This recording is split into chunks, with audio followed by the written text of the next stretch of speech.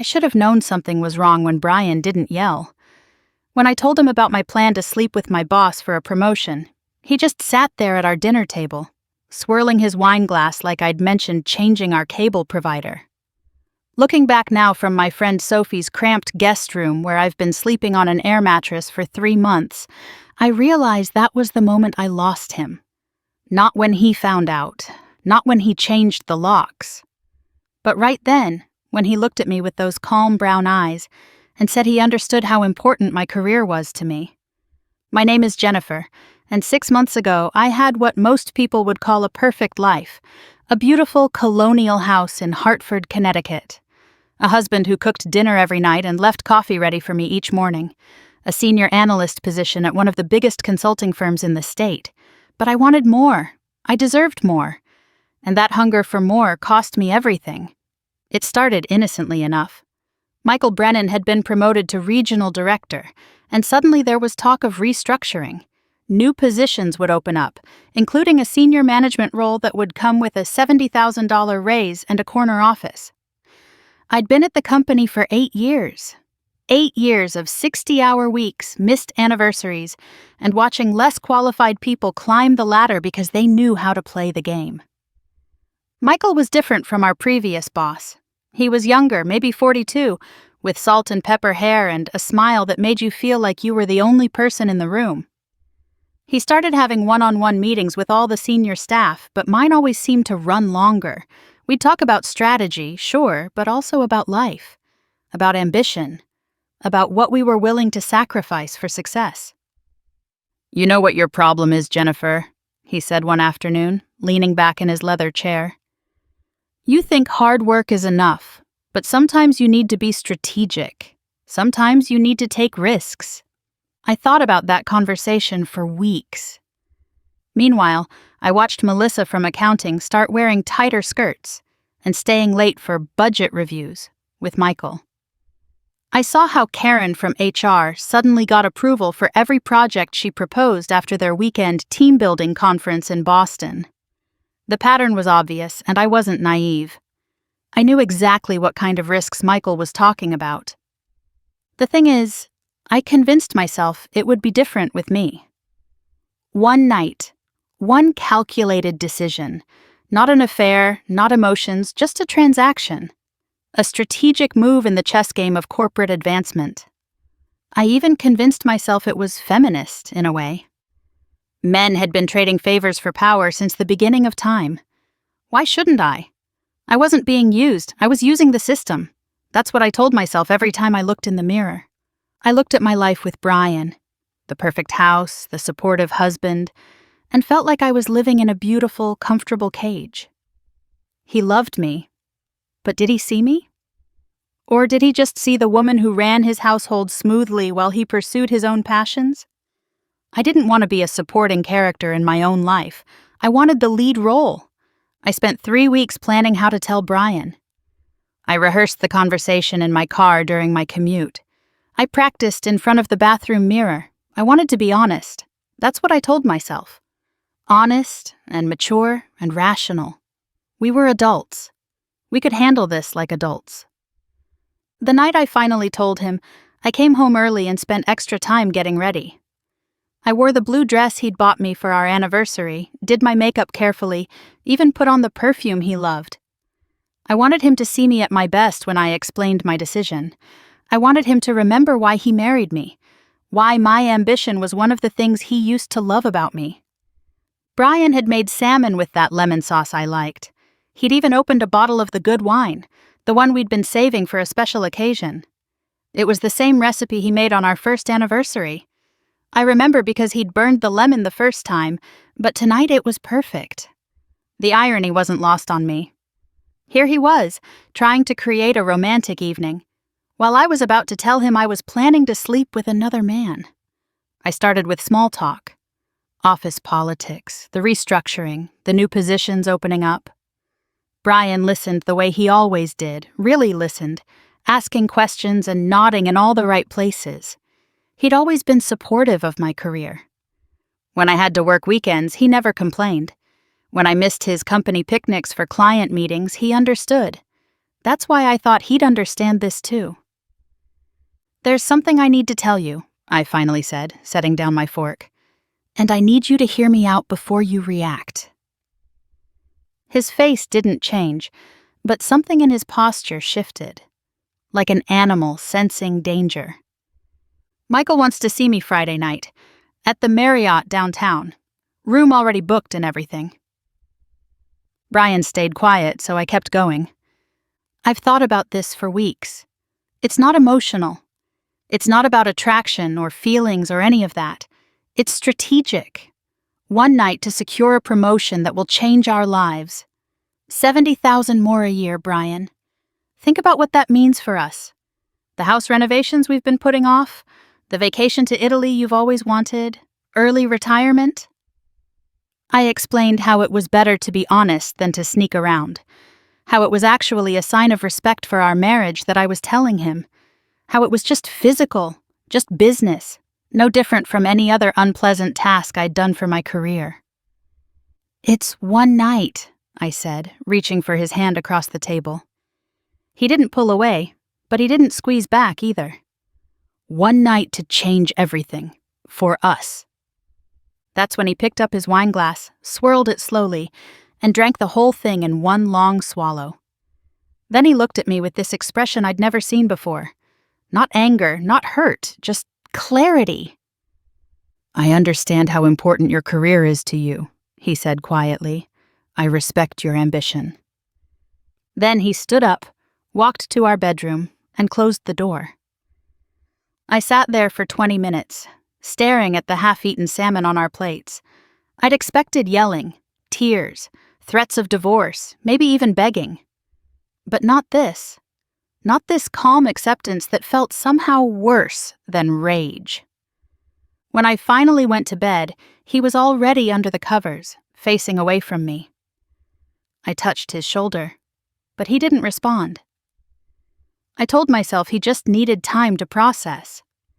That by morning, he'd see the logic in my decision, that we'd talk it through like the mature couple we were. The next few days were strange. Brian got up earlier than usual, made coffee like always, went to work like always. But there was something different in the way he moved through our house. Like he was memorizing it. Like he was saying goodbye to something I couldn't see. He didn't bring up Friday night again. Didn't ask questions or make accusations. When I mentioned working late on Thursday, he just nodded. When I went shopping for new lingerie, he didn't comment on the credit card charge. It was like he'd already accepted it. And I took that as a good sign. Brian had always been practical. He understood cost-benefit analysis. He'd come around. Michael and I had one final meeting Thursday afternoon. He closed his office door and pulled his chair close to mine. "Tomorrow night," he said, his hand finding my knee. "You ready for this?" I nodded, trying to ignore the way my skin crawled at his touch. This wasn't about attraction. This was business. "Good girl. Wear something nice, something accessible." He squeezed my knee. "This is going to change everything for you, Jennifer. Trust me." That evening, Brian made pot roast, my favorite. He even made those little potatoes I loved, the ones that took forever to prepare. We ate mostly in silence, but it wasn't uncomfortable. It was like we'd said everything that needed saying. "I might be late tomorrow," I said as we cleared the dishes. "I know," he replied. "There's a work thing, an executive meeting." "I know," he said again. I should have paid attention to the way he said it. So calm, so final. Friday afternoon, I left work early to get ready. I spent $200 getting my hair and nails done, another $100 on makeup at the department store. I wanted to look perfect, professional, like someone who deserved that corner office. The black dress I chose was elegant but suggestive, professional but accessible, like Michael had said. I put on the diamond earrings Brian had given me for our 5th anniversary, then took them off. That felt wrong somehow. I settled on simple pearls instead. Brian was in the living room when I came downstairs. "You look beautiful," he said, with the kind of softness that felt like a eulogy. For a moment, I saw the man who'd once looked at me like I was his future. "Thank you," I said. "Don't wait up." He stood and walked over to me. For a second, I thought he might try to stop me. Instead, he helped me with my coat, handed me my purse, and walked me to my car. "Drive safe," he said, holding the door open. "Brian, have a good night, Jennifer." The Marriott downtown was one of those business hotels that tried too hard to be luxurious. Marble lobby, generic art, a bar full of traveling salesmen. I gave my name at the front desk, trying to ignore the way the clerk's eyes lingered on my dress, the knowing look that said he'd seen this scene before. Room 1407 was at the end of a long hallway. I stood outside for a full minute, keycard in hand, wondering if I could still turn back. Then I thought about Melissa's new office, about Karen's promotion, about 8 years of being overlooked and undervalued. I swiped the card. The room was bigger than I expected. A suite, actually, with a living area and a bedroom visible through double doors. There was champagne on ice, roses on the table. Michael had gone all out. "You made it," he said when he arrived 20 minutes later. He was wearing the cologne that always gave me a headache, and his shirt was already unbuttoned one button too many. "I told you I would." "Good girl." He poured champagne, handed me a glass. "To your future. Our future." I drank, trying not to think about how those words sounded. He moved closer, his hand finding the small of my back. "You know," he said, "I've been watching you for months. The way you carry yourself, the hunger in your eyes. You remind me of myself at your age." His lips found my neck. I closed my eyes and tried to think about corner offices, about $70,000, about strategy. That's when the knock came. 3 sharp raps that seemed to echo through the suite. Michael froze. "Did you tell anyone?" "No," I said, my heart suddenly racing. The knock came again, harder this time. "Open this door, Michael. I know you're in there, and I know exactly who you're with." The voice was female, furious and familiar. Michael's face went white. That's my wife." "Your wife?" I pulled away from him. "You said you were divorced." "Separated, we're separated." My heart stopped. Suddenly, this wasn't strategy. This was scandal, exposure, and irreversible shame. The pounding continued. "Open this door right now, or I'll get security." Michael looked at me, then at the door, then back at me. "Hide," he hissed. "Get in the bedroom." But it was too late. The door flew open, and there stood Patricia Brennan, holding a keycard and an iPhone that was clearly recording. "Hello, Jennifer," she said, her voice deadly calm. "Nice dress. Is that what you wear to executive meetings?" I grabbed the bedsheet, trying to cover myself even though I was still fully dressed. The champagne glass slipped from my hand, shattering on the marble floor. "Patricia," Michael started, "this isn't what it looks like." "Shut up," she snapped, pivoting the phone between us. "Both of you shut up. Do you know who sent me here, Jennifer?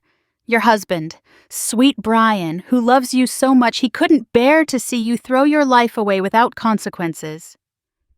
My stomach dropped. "Brian?" "Oh, yes. He called me yesterday, told me everything, sent me recordings of you and my husband in his office. Did you know he put a microphone in your purse? Clever man." The room spun. A microphone. Recordings. Brian had known. He'd known everything. "He wanted me to catch you in the act," Patricia continued.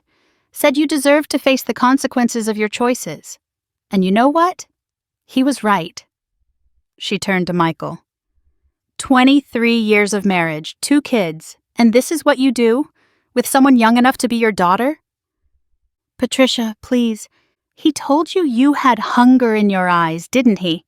she said, her voice dripping with scornful pity. "That you reminded him of himself? That's his line. He uses it on all the girls desperate enough to believe they're the special one." My stomach twisted. The words were too familiar, too exact. I wasn't special. I wasn't strategic.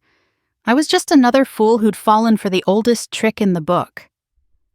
I've already sent this video to the entire board of directors, she said, waving her phone.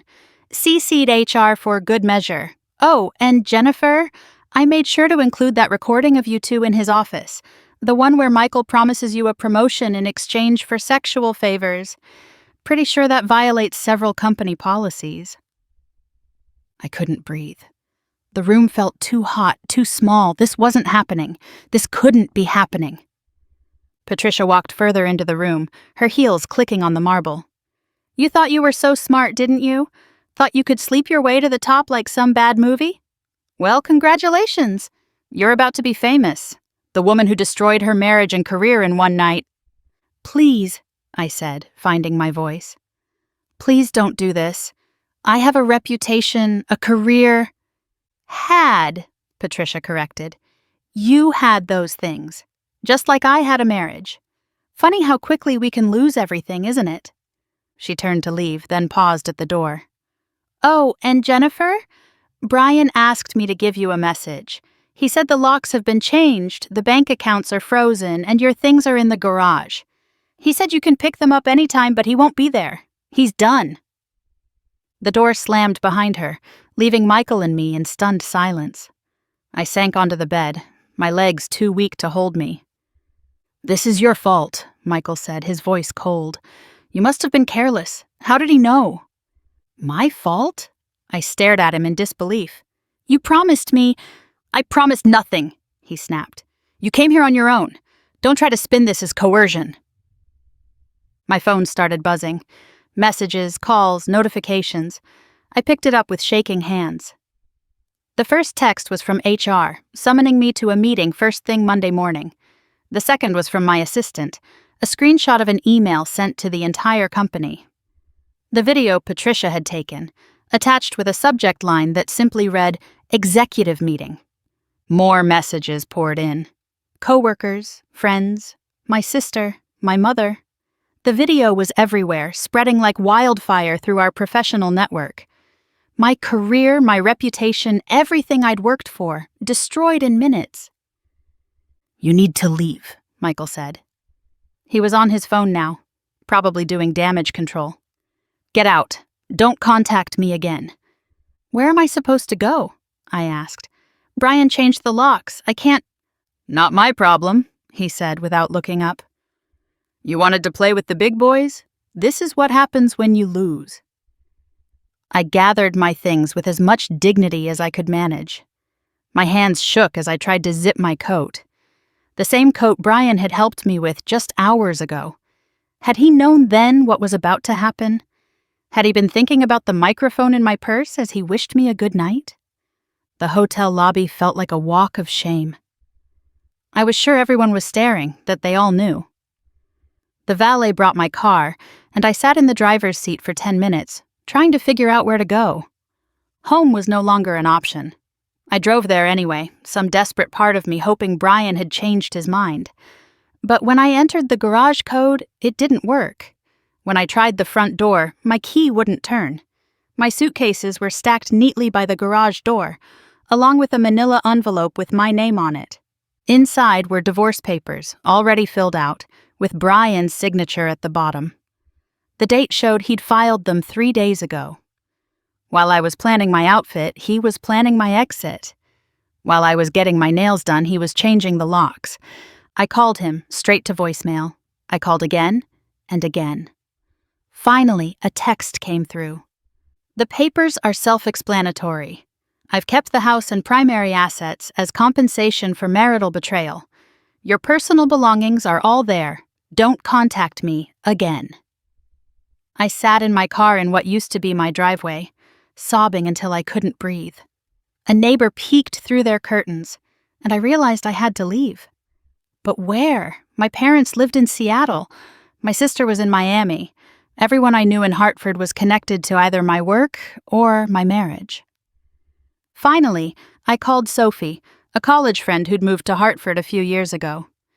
We weren't close anymore, but she was the only person I could think of who might not have seen the video yet. Jen? She sounded surprised. It's been ages. How are you? Sophie, The words stuck in my throat. I need help. Can I come over? An hour later, I was sitting on her couch, mascara running down my face, trying to explain how I'd lost everything in a single night. Sophie listened without judgment, refilling my wine glass and occasionally squeezing my hand. "You can stay here," she said finally. "I've got a spare room. Well, it's more of an office, but we can put an air mattress in there." That was 3 months ago.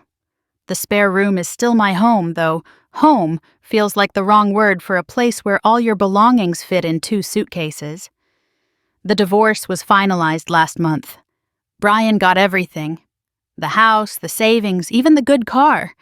My lawyer said I was lucky he didn't go after alimony given the circumstances. The job lasted exactly 1 more day. Monday morning, I was called into HR and informed that my position had been terminated effective immediately. Gross misconduct, they said. Violation of company ethics policies. Creating a hostile work environment. They had me escorted out by security. My personal items in a cardboard box like some cliché from a movie. Michael was fired too, but somehow that didn't make me feel better. His wife did divorce him, took him for everything. I heard through the grapevine that he moved back in with his mother in Boston. 60 years old and living in his childhood bedroom. There was some poetic justice in that, I supposed. The video Patricia took went viral in our industry. Someone leaked it to an online business forum, and from there it spread like cancer. My name became a cautionary tale, whispered at conferences and networking events. Did you hear about Jennifer Martinez? Tried to sleep her way to a promotion and lost everything. I've applied to over 200 jobs in the past 3 months, not a single callback. My reputation is destroyed, my savings are gone, and my marriage is over. All for a promotion I never got, in a job I no longer have, at a company that erased me like I never existed. Sophie's been patient, but I know I'm overstaying my welcome. She doesn't say anything when I come home from another failed interview, doesn't comment when I eat cereal for dinner because I can't afford anything else. But I see the way she looks at the air mattress in her office, the way she hesitates before inviting friends over. Last week I ran into Brian at the grocery store. I was buying generic brand soup, counting quarters to make sure I had enough. He was with someone, a pretty blonde who laughed at something he said, her hand on his arm in that casual way that speaks of new intimacy. He saw me before I could duck into another aisle. For a moment, we just stared at each other across the frozen foods section. He looked good, happy, like a man who'd shed a heavy weight and learned to breathe again. "Jennifer," he said, nodding politely, like I was someone he'd known once, long ago. "Brian," my voice cracked on his name. The blonde looked between us, sensing the tension. "Should we go?" she asked him quietly. "No," he said, not taking his eyes off me. "We're done here." They walked away together, her hand slipping into his, and I stood there holding my generic soup and watching the life I threw away walk out of the store. That night, lying on Sophie's air mattress, I finally understood what Brian had seen that night at dinner. Not the ambitious woman he'd married, but someone who'd confused ambition with greed, strategy with betrayal, honesty with cruelty. Someone who was willing to trade the one person who truly loved her for a corner office she'd never sit in. I think about that dinner all the time. The salmon with lemon sauce, the good wine, the way he said he understood how important my career was to me. He'd understood all right. Understood that I'd already chosen, that I'd already left our marriage even if I didn't know it yet. Sometimes I write him letters I'll never send, long rambling apologies that try to explain what I can't explain to myself. How I convinced myself it was just business. How I thought I was being sophisticated and strategic. How I believed one night wouldn't matter in the grand scheme of our lives together. But Brian was right to plan what he did. He was right to protect himself, to ensure I faced the consequences of my choices. Because the truth is, I wasn't just betraying him that night. I was betraying everything we'd built together. Every morning coffee, every anniversary dinner, every whispered, "I love you," in the dark. They say you don't know what you have until it's gone. But I think that's wrong. I knew exactly what I had. A husband who cooked my favorite meals and helped me with my coat. A beautiful home filled with memories. A life that was maybe ordinary but was ours. I knew what I had. I just thought I deserved more. And now, as I lie on an air mattress in a borrowed room, eating soup from a can, and applying for jobs that will never call me back, I understand the real irony of that night. I did get more consequences, more regret, more lonely nights wondering how I could have been so stupid. The promotion that was supposed to change everything did exactly that. Just not the way I planned. Brian's moved on, Michael's in Boston, Patricia's probably enjoying her divorce settlement, and me? I'm exactly where I deserve to be. Alone with my ambition, discovering that corner offices feel pretty empty when you've traded your soul to sit in them. But Brian was right to plan what he did. I realize now his revenge wasn't just about the betrayal. He aimed his attack with surgical precision. I had valued my career, my reputation, and my public image above him. So he didn't just leave me. He took all of those things from me in the most public way imaginable. He made sure the punishment fit the crime perfectly. Sophie knocked on the door just now, asking if I want to join her for dinner. She's making pasta, she says. Nothing fancy, but there's enough for two. I tell her I'll be right there, grateful for the kindness of someone who owes me nothing. As I get up from this air mattress, I catch sight of myself in the mirror Sophie hung on the back of the door. 35 years old, divorced, unemployed, broken, but still here, still breathing, still capable of saying thank you when someone offers to share their pasta. Maybe that's where redemption starts. Not with grand gestures or corner offices, but with generic soup and borrowed rooms and the grace of friends who let you cry on their couch. Maybe it starts with understanding that you had everything and threw it away, and somehow finding a way to live with that knowledge. I don't know if I'll ever forgive myself for that night at the Marriott. I don't know if Brian will ever read the letters I'll never send. I don't know if my reputation will ever recover, or if I'll always be the woman who tried to sleep her way to the top and failed spectacularly. But I know this. Somewhere in Hartford, there's a man making coffee for someone new. Someone who understands that love isn't a transaction and marriage isn't a business deal. Someone who knows what she has and holds it close. I had that once. I had it all. And I traded it for a night in a hotel room with a man who called me good girl and promised me everything. The promotion that was supposed to cost just one night ended up costing me everything that mattered. But I suppose that's what happens when you try to purchase success with the currency of trust. The price is always higher than you think, and the bill always comes due. And the worst part? I was still convinced I was being smart, right up until the moment the door slammed shut. As Sophie calls my name again, I close this journal and head to dinner. Tomorrow I'll send out more resumes. Tomorrow I'll check my empty bank account. Tomorrow I'll continue living with the consequences of my choices. But tonight, I'll eat pasta with a friend who didn't have to take me in.